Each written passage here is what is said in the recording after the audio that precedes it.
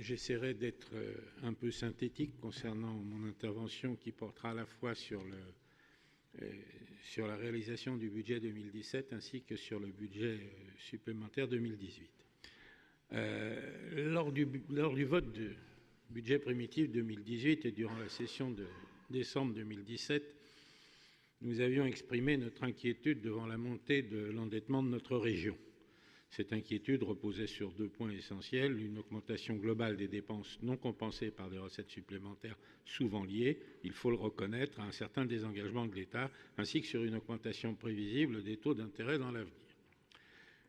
L'analyse de la réalisation du budget 2017, dont les chiffres n'étaient bien sûr pas connus à l'époque, montre que cette tendance à l'augmentation de la dette était elle-même sous-jacente.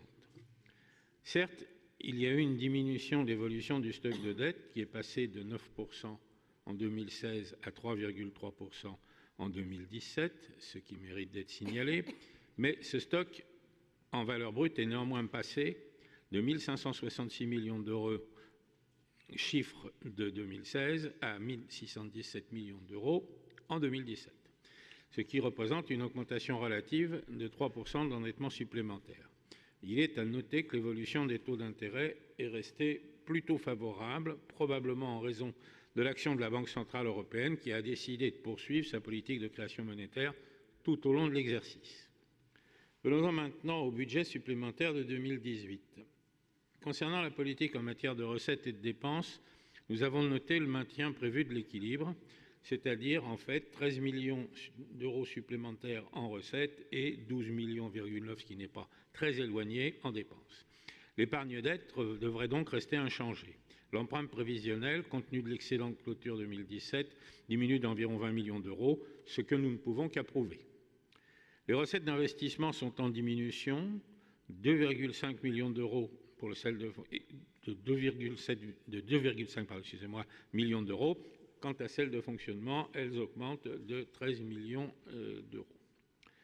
Cependant, les recettes prévues ne sont pas à la hauteur des dépenses, notamment concernant celles d'investissement qui augmentent donc de 20 millions d'euros. Même si elles sont relatives à la section d'investissement, ce qui est quand même plus satisfaisant que lorsqu'il s'agit d'une augmentation des frais de fonctionnement, il s'agit néanmoins de nouvelles dépenses qu'il faudra financer, soit par de nouvelles recettes, soit par de nouveaux emprunts. Par ailleurs, nous avons noté un louable effort d'aide aux PME sur la région, et notamment en ce qui concerne l'investissement dans le numérique, avec une autorisation de programme de 1,3 million d'euros. Les mesures envisagées dans le cadre des différentes commissions sectorielles faisant l'objet de débats ultérieurs, nos interventions les concernant se feront donc dans le cadre de ces débats. Un mot en synthèse, pas de grande rupture avec le budget primitif 2018, nous restons dans une certaine continuité. Certaines lignes budgétaires restent également à chiffrer, mais nous comprenons que les aléas du calendrier n'aient pas permis de le faire, notamment celles concernant le contrat d'avenir avec l'État. Et au sujet du contrat d'avenir avec l'État, j'aurai l'occasion, notre groupe, Monsieur le Président, aura l'occasion de vous poser une question orale le moment venu concernant ce point particulier. Je vous remercie.